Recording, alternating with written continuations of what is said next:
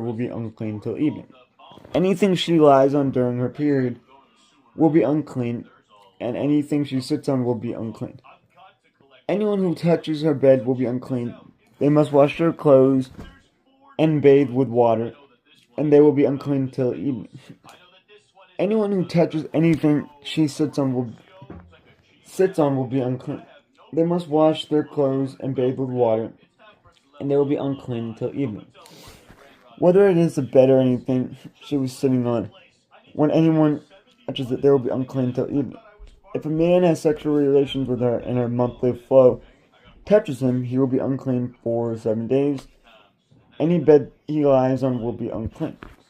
When a woman has a discharge of blood for many days at a time, other than her monthly period, or has a discharge that continues beyond her period, she will be unclean as long as she has the discharge, just as in the days of her period.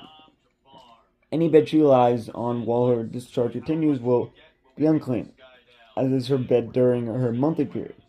And anything she sits on will be unclean, as during her period.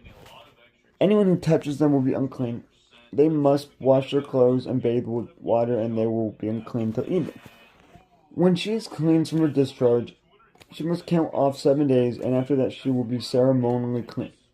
On the 8th day she must take 2 doves or young pigeons and bring them to the priest at the entrance to the tent of meeting. The priest is to sacrifice one for a sin offering and the other for a burnt offering. In this way he will make anointment for her before the Lord for the uncleanness of her discharge. You must keep the Israelites separate from things that make them unclean, so they will not die in their uncleanness for defiling neither holy places as among them. These are the regulations for a man with a discharge.